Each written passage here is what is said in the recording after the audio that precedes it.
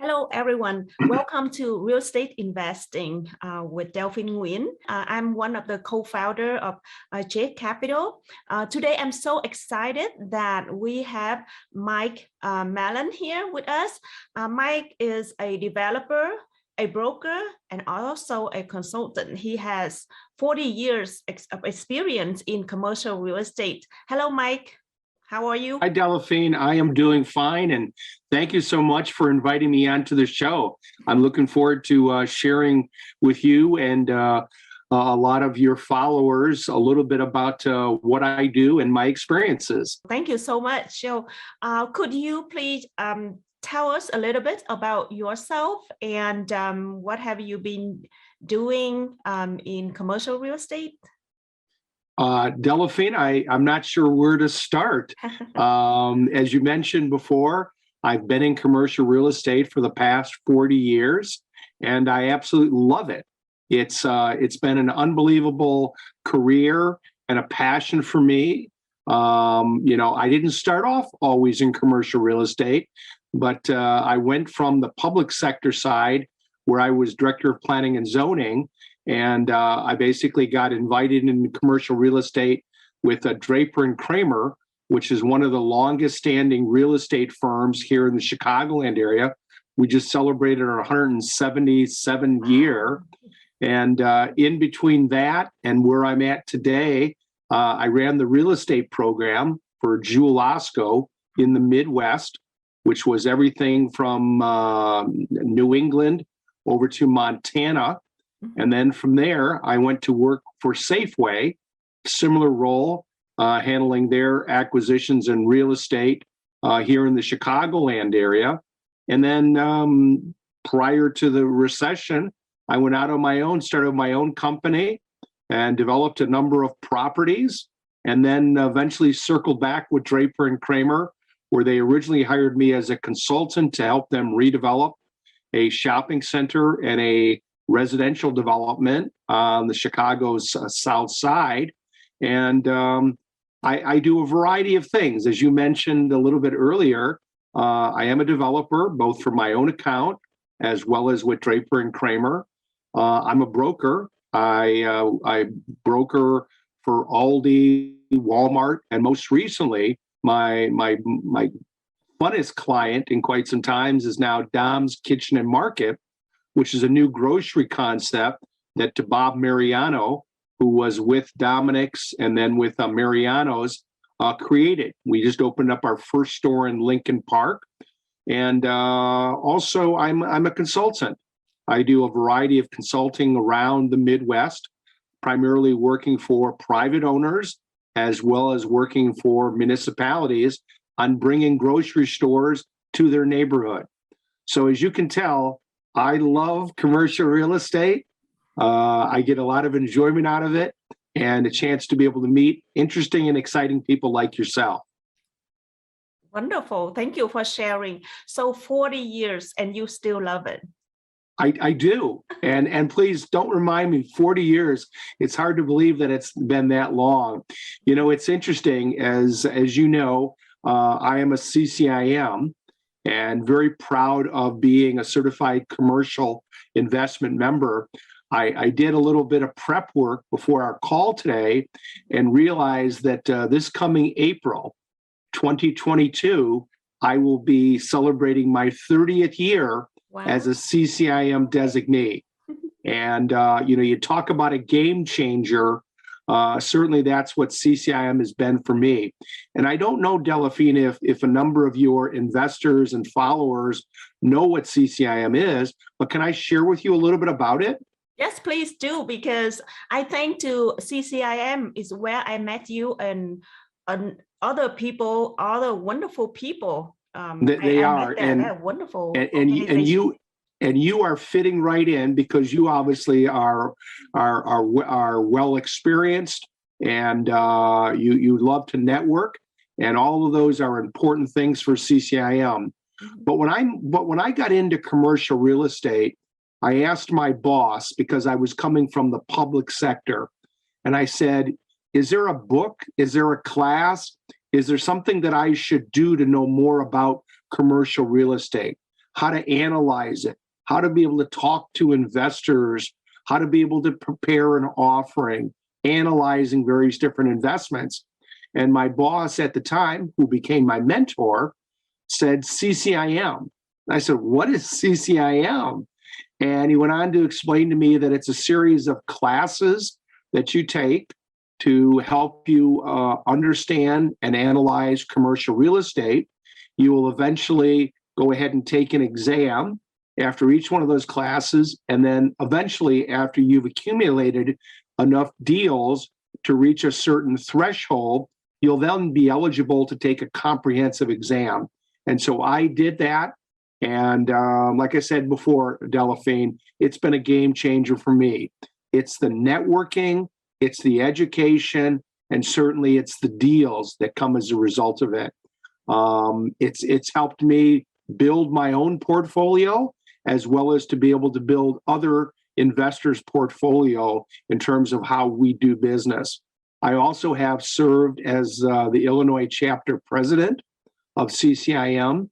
And then most recently, similar to yourself, serving on the Illinois board as a board member, I serve as an advisor. So it's a way for me to be able to give back to the local chapter, as well as to be able to bring additional people like yourself that love commercial real estate, into the fold. So again, CCIM has been absolutely unbelievable. A lot of times people will talk about it as being the, if you will, the MBA of commercial real estate. Mm-hmm. And I tell you, it really is. It's helped me out significantly.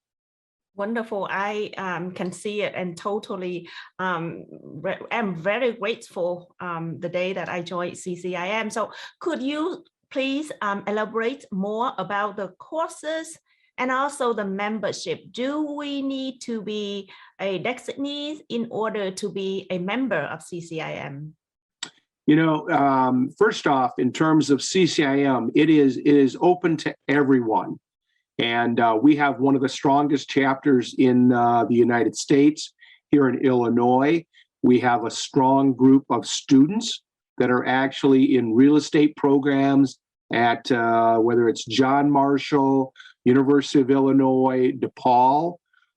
We have people that are just newbies, getting into the industry. Some of them potentially have been in residential real estate for years, and they want to make that transition into commercial real estate. And then there's seasoned professionals, and you don't necessarily need to get your designation. We encourage everyone to take the classes. You're typically looking at about 4 different classes that cover the full gamut of commercial real estate, both in terms of how you analyze, how you present.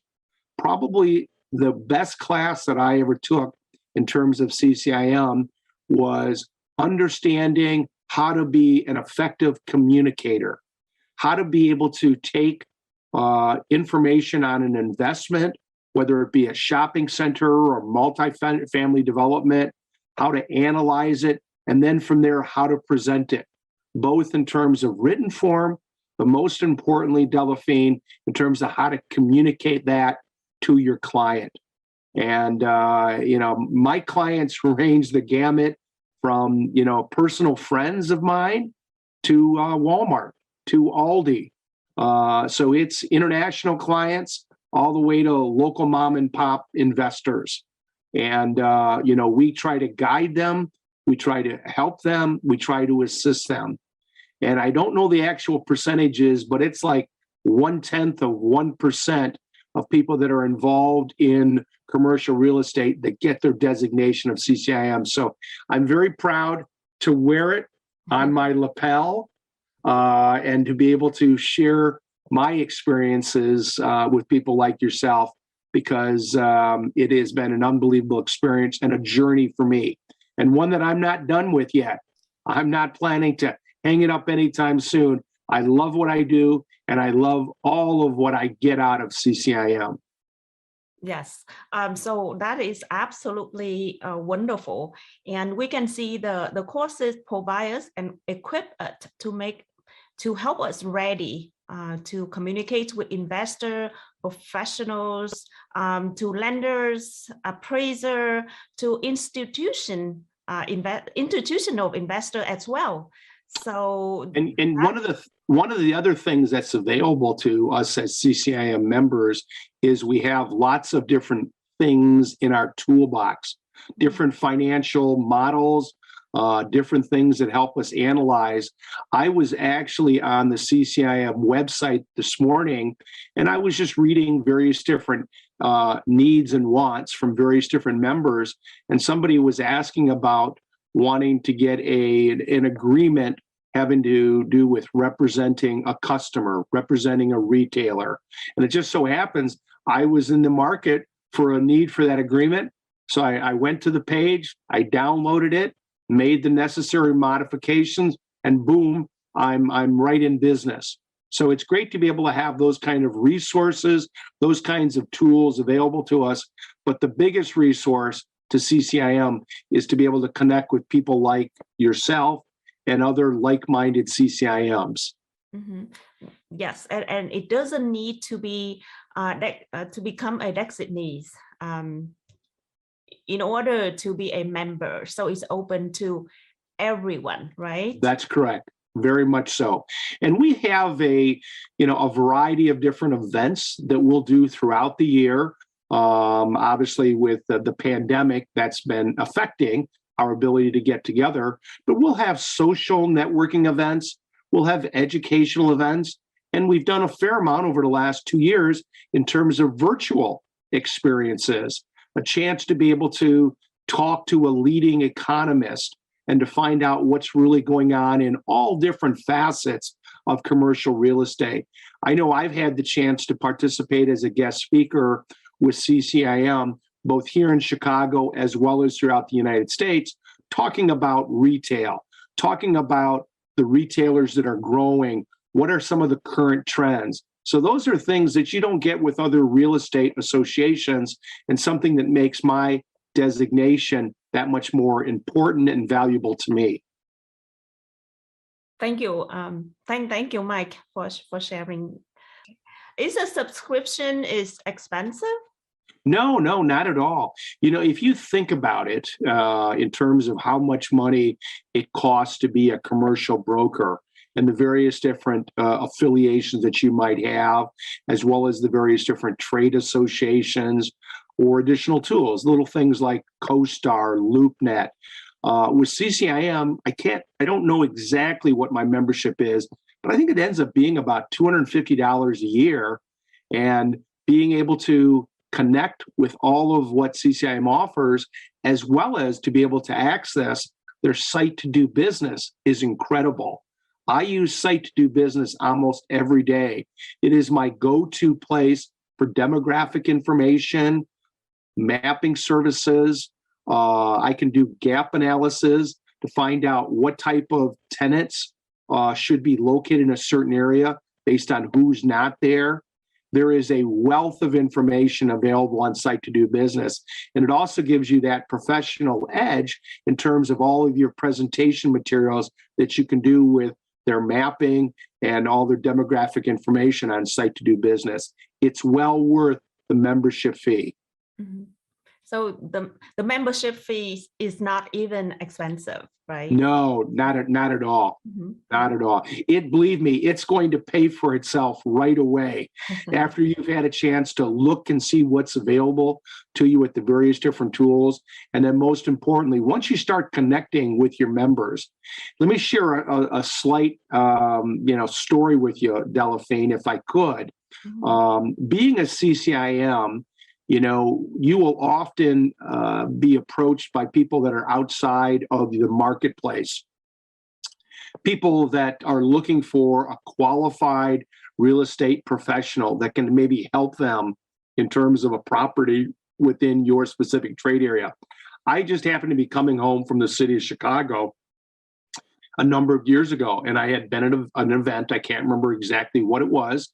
My phone rang, and like most real estate agents, I picked up the phone, and there was a gentleman on the call from Atlanta, Georgia, and he had gotten my name my phone number and a little profile from CCIM. He represented Walmart. And Walmart was looking for somebody, a real estate professional in the Chicagoland area that was a CCIM, because they support the designation. They've had really good experiences working with CCIMs. And so we had about a half an hour phone call where he introduced me to the properties, the programs. We connected the next day, and about a week after that, I had a listing agreement with Walmart to handle not one, but all of their vacant properties throughout the Chicagoland area. I'm about 10 years into that relationship. And if it wasn't for those 4 initials that are after my name, I would not have even gotten the call. I would not have even been asked. So to me, that's very, very powerful, because besides, again, doing something that I love, it puts dollars in my pocket, to be quite honest with you. It's nice to be able to close a deal, particularly with another CCIM, and also to be able to do a deal knowing that you've been able to rely on all the different tools that CCIM offers. That's fabulous. We can all see that joining a CCIM, not only we can learn, we can network, but we can actually do deals, right? Yes, exactly. What happened with Walmart is fabulous. Oh, it is. And again, I could go on for the next hour or so talking about the various different people that I've met and the relationships that I've built and the deals that have happened as a result of it. It's been, like I said early on, it's been a game changer. So I love CCIM. I love commercial real estate. I feel very fortunate, Delphine, that I can do something that I enjoy and get rewarded accordingly. Wonderful. So if somebody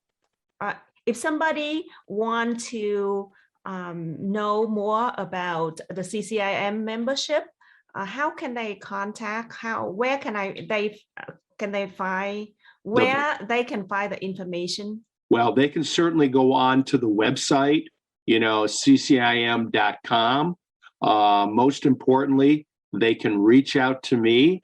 I love to meet and talk to new people. Have a virtual cup of coffee with me or a fellow CCIM, share an experience, start to build your network, and you'll get all the information that you need and find out about upcoming events and various different classes that we're going to be offering over the next, several months. Thank you for sharing, Mike. So everyone, if you are interested in being a member of CCIM, go on our website. I'll put the link right below. And also you can contact Mike or myself, and we will help you to join the CCIM organization, which would bring you a lot of values and it's really powerful with great connection, and it's a great way to learn and also to close deal. So thank you, Mike.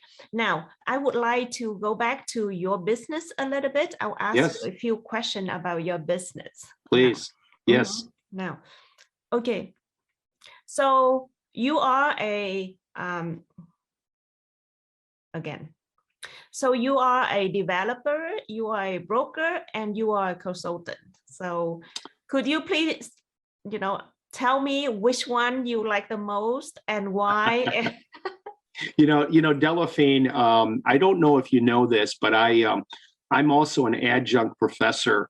I teach at the University of Illinois, and I've done that for about the last 12 years. And I teach a real estate development class down there with a heavy emphasis on financial analysis, very similar to what I've learned through CCIM and my 40 years of experience. Often the students ask me the very same question you asked me in terms of, so what do you do? What's your job? What do you like? And I think that probably the best way to describe what I do is I'm a problem solver. And a lot of times, people will bring me into a project wanting to lean on my experience, my relationships. And then along the way, we'll figure out, exactly what I can do to help them. And that sometimes can mean that I'm going to be a developer. Sometimes I'm going to broker a transaction, or maybe they want me to just go ahead and provide some advice and some consulting. What do I love the most about those jobs? I won't say that I love development more than brokerage, but the thing that I will tell you that I love the most about commercial real estate is the people. That to me is what sets commercial real estate apart from any of the other sectors that people might deal with. And, I've never really done industrial. I've done some office, I've done some multifamily. But to me, the interaction that you have with people, both as a client, as a buyer, a seller, an investor, hopefully being able to help them, to guide them, to educate them. And so that's where I get my greatest kick, and I get my greatest thrills. So I'm working on a variety of projects right now. I'm happy to say, Delphine, I just closed one of my biggest transactions in over 40 years. Congratulations. We have a project development in the South Loop in the Bronzeville community of Chicago, and it's what's called Lake Meadows, and it's a 1,200 residential unit development along with a shopping center of about 175,000 square feet. And we have been repositioning that property for several years. I'm happy to say that we are now 100% leased on the shopping center side. And then just here about a week and a half ago, I went ahead and I leased a 2-story office building on 31st Street, which is part of Lake Meadows, to Howard Brown Health Center. And so we're bringing a real need to the south side of Chicago with Howard Brown. And they are one of the largest LGBTQ healthcare providers in the city. And we're doing a 26,000 square foot office building with them. That's close to about $8 million in cost, and one that will be opening up later next year. I got a lot of pride in getting that deal done. It took almost close to a year to get the transaction done. But the nice thing is we reached the goal, we reached the finish line, and I will be thrilled when they go ahead and open up here probably sometime in the fall of 2022. Awesome. So that is so wonderful. Congratulations. So you end the year 2021 really, really strong. Oh, I'm not done. I'm not ending the year yet. As I mentioned before, I'm working with Dom's Kitchen and Market. And we opened up our first store in June. And fingers crossed, I will be making an announcement by the end of the year for our second store. And we're real excited about it. This is a 20,000 square foot restaurant / grocery store that focuses in specialty items, has an unbelievable bakery, deli, prepared foods, indoor, outdoor dining. I've got a brew pub in there that serves some unbelievable coffees. And then after or during happy hour, we'll start serving alcohol, and we'll have some live entertainment. It is an unbelievable concept. So if you've not had a chance to visit Dom's Kitchen and Market up in Lincoln Park, I would encourage you and your listeners to go ahead and check it out. But keep in mind that we are coming with many, many more. We hope to be able to bring about 12 to 15 of these markets throughout the Chicagoland area. And so that's what will finish up my year, is to be able to go ahead and complete that deal next week. Awesome. Yeah. Best of luck to you. Thank you. I appreciate it. I'll need a little bit of luck. So we've been the last 2 years. I mean, we still have hard time with the restaurant and the service sector, tourists, restaurants and entertainment sectors. So what do you see the demand for retail right now? It's interesting. And this is obviously prior to pandemic. People were extremely concerned about where retail was at and where it was going. The internet was continuing to grow in popularity. and starting to take sales clearly away from brick and mortar stores.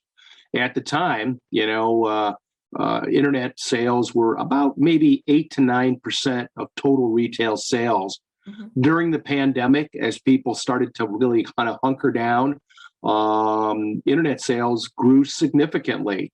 And even though we're not out of the pandemic and things continue to pop back up, we're still seeing stronger than normal sales in the internet. I don't think that's going to change, but the last time I checked, that still means that probably something like about 85 to almost 90% of sales are in brick and mortar retail. Retail is changing right now. It's evolving. And I'll be honest with you, some of the concepts that I'm seeing that are coming out of some of the challenges we've had over the last year, retailers that are going to survive are the ones that are figuring it out. I just closed 2 days ago on a deal we're doing with Jimmy John's, and this is with the largest franchisee in the United States, Jeff Fort. I met Jeff and his team about 1.5 years ago, and it was in the height of pandemic. And he said, you know what? We have 150 some stores. 80% of those don't have drive-throughs. And he said, we need to figure out how to be able to get the consumer the items, whether it's delivery and or drive up. And so I said, Jeff, I can help you with that. So we just closed on my first transaction with him a couple of days ago. We're going to be redeveloping an existing restaurant, building a drive-through, and then putting Jimmy John's in there with an additional retailer. So retailers are downsizing a little bit. Their restaurants in particular are figuring out how to get the goods to the item. And I think you're going to continue to see over the next 6 months, a year, a lot more changes in retail. Let me share with you something that also happened during pandemic, which I'm really excited about.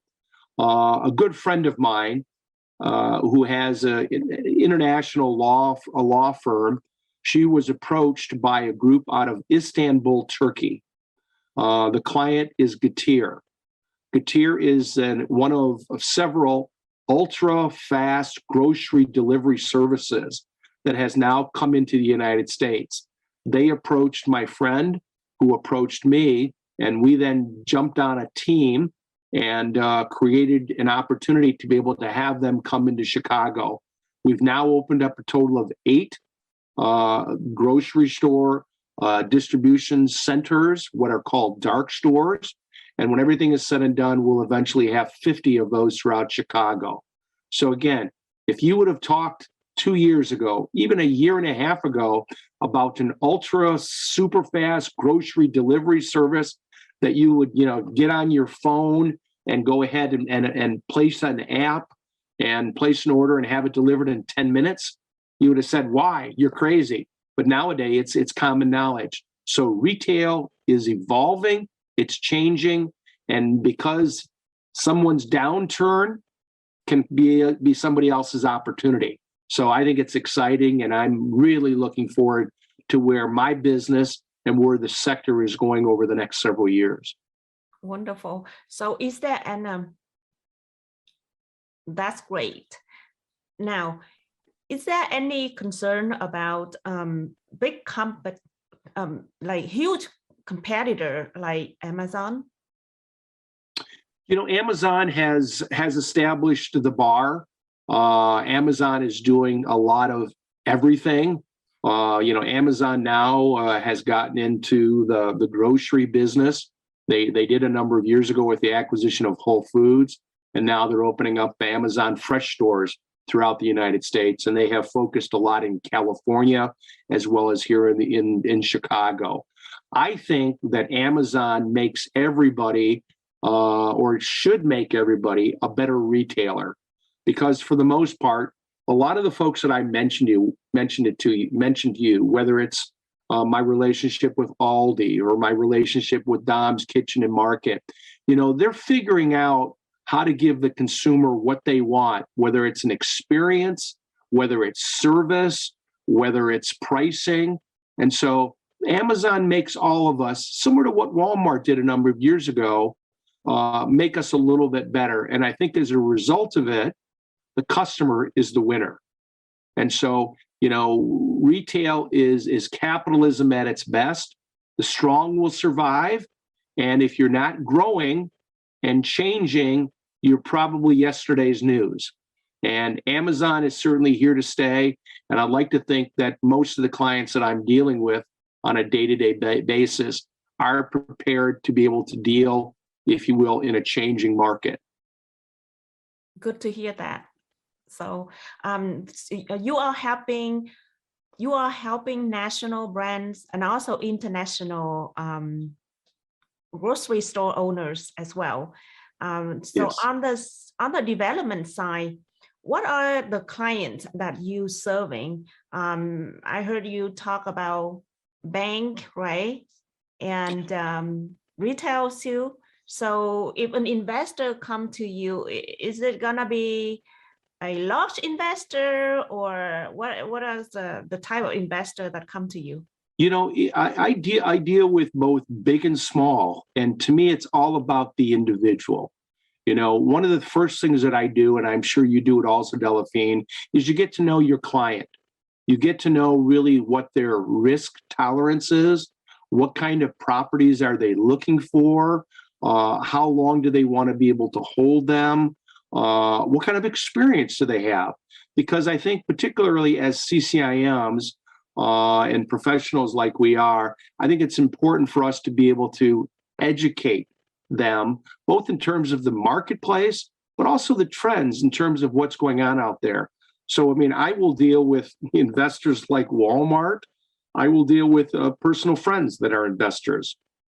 So it's a matter of really being able to ask the right questions, to be able to provide them with the right guidance, and then from there to be able to at least recommend the right types of properties that would make sense to them.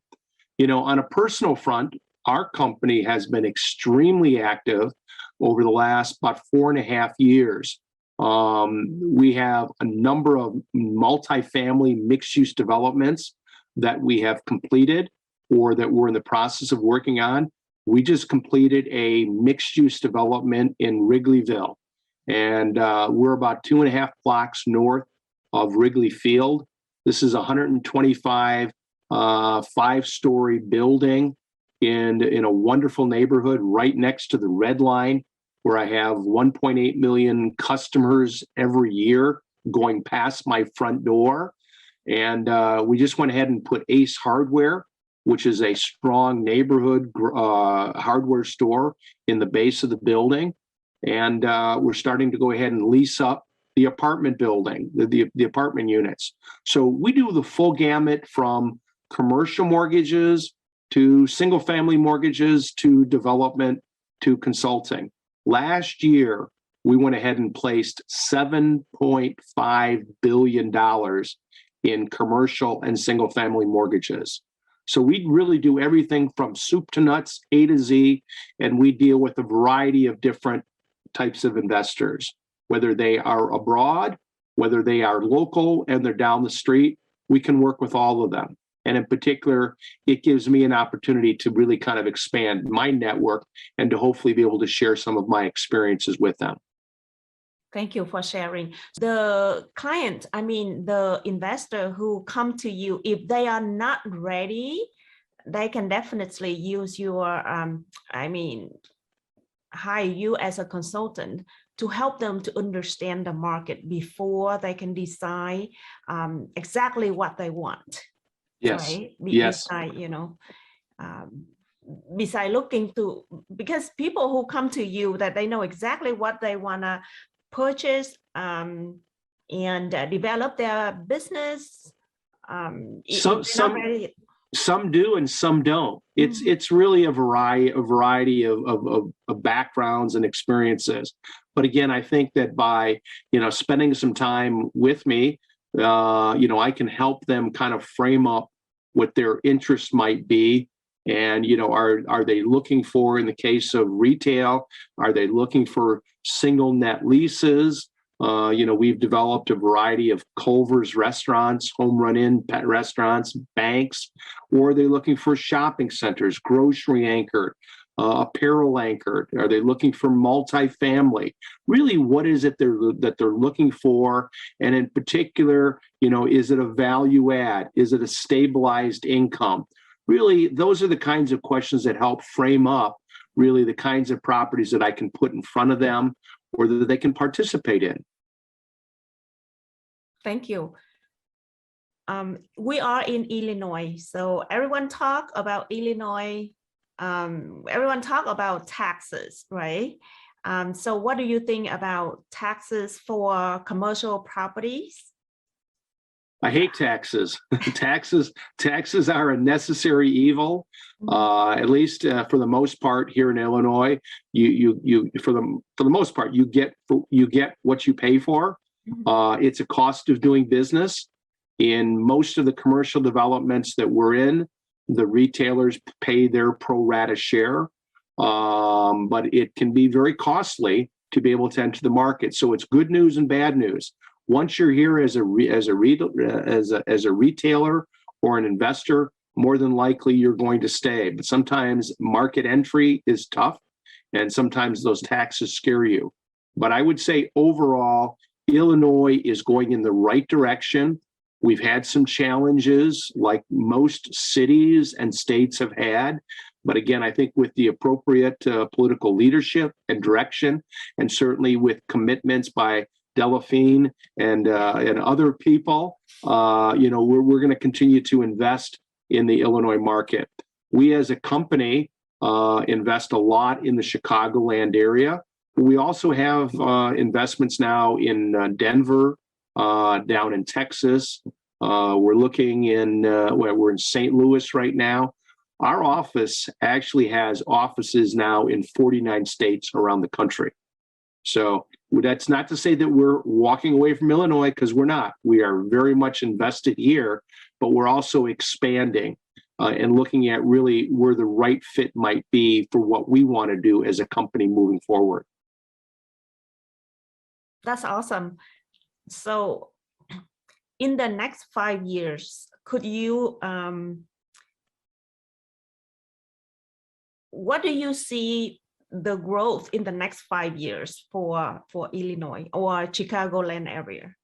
Yeah, and it's not really just Illinois, because I think that some of the things that I will share with you, Delphine, are trends that we're seeing around the country. I think in terms of retail, for the most part, the days of a lot of new development, large, massive projects is kind of behind us. Back in about 2007, 2008, we had reached a high here in the Chicagoland area where there was being built about 7.5 to 8 million square feet of new retail every year. Moving forward, it's more like less than 1 million. The big buzzword in retail now is redevelopment, and we're starting to see that.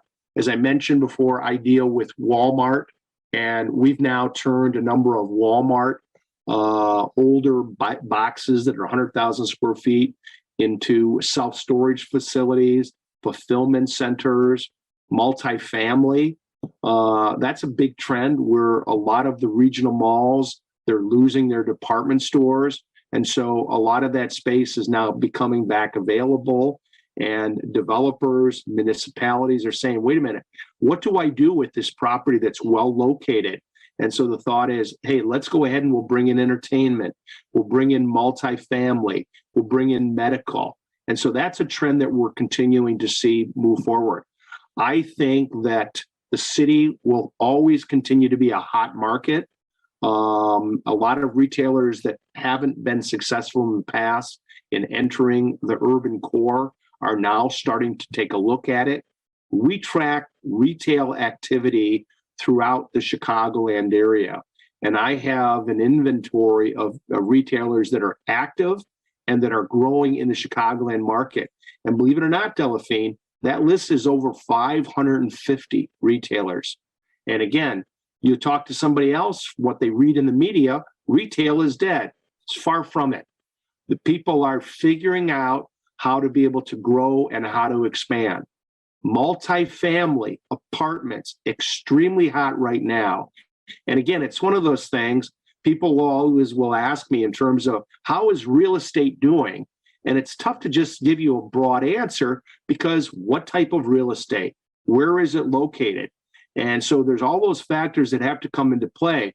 But in particular, we are finding pockets of opportunities throughout the Chicagoland area where multifamily makes a lot of sense.